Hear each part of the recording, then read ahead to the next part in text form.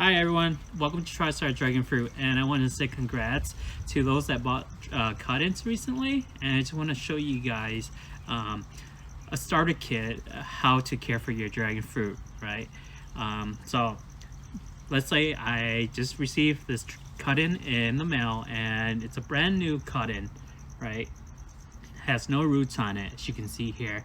There's no roots, all right? I can do two things. I can either water root it, or I can root it in soil, right? And typically for my personal experience, from November to I say March or February, I usually do water rooting for my cut-ins. But then from March throughout August, I usually do soil rooting. Okay, and it's pretty straightforward. Keep it simple, guys. Don't stress out.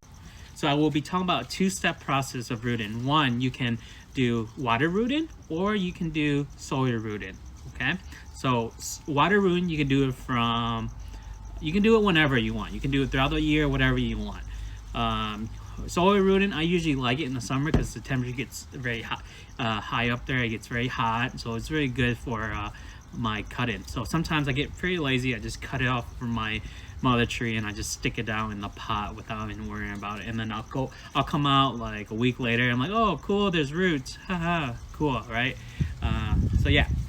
So the first step that I'm gonna be showing you guys today is water rooting. Okay.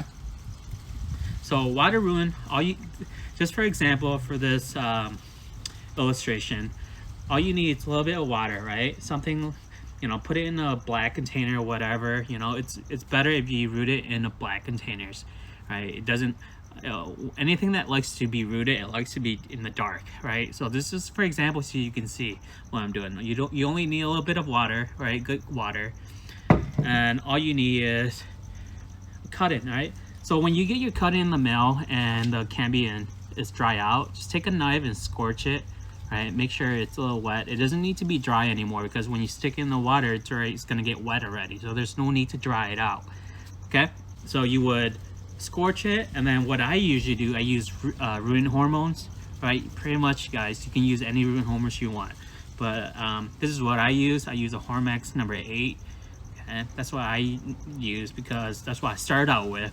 Right, that's what the one guy that started out when I first started out in dragon fruit, he showed me that he used this, so I went ahead and I bought this. It's a little bit expensive on Amazon, but if you can get something else cheaper, go ahead. There's no preference what rooting hormones you use. So what I would do is I'll open this, I dip it in, or I put it in the little small container, and then I dip it, right? Make sure it's all on my Cambion, right? And what I would normally do is just stick it in, just like this, right? Just like that, and I'll just leave it out there for a week. I'll check it and see how it's doing. If it looks good, if the water's clear, clean, I'll leave it. If it's a little bit cloudy, I'll take it out and I'll change the water, and then I'll apply new rooting hormones. Okay, that's one method where you can do your rooting. Okay, the second method that I'm going to show you today is rooting in the soil. Okay, pretty straightforward. All you have to do is, right, you can get a 15-gallon, you can get whatever you want, right? But if you have this 1 gallon, like I do, I have a bunch of this, right? You put a little soil, make sure you have a lot of perlite, and your soil is good. Okay, same thing, right? Same process. What you're gonna be doing is you're gonna be using rooting hormones right here. You're gonna dip it in, and then what you're gonna do is you just gotta put it down lightly. It doesn't need to go all the way down, right? Just very lightly, just like that, right? You see how light it? I just put it down just like that, and I'll just find like a stick to support it and tie it against it, and just leave it out in the shade. Remember, leave it in the shade.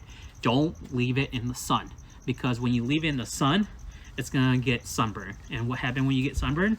Over time, right, it's gonna turn yellow, and then once recovered, it could cause a white skin, or it can cause a yellow smushy skin, and what you can do is you can treat that easily with cinnamon, but it's not recommended, right?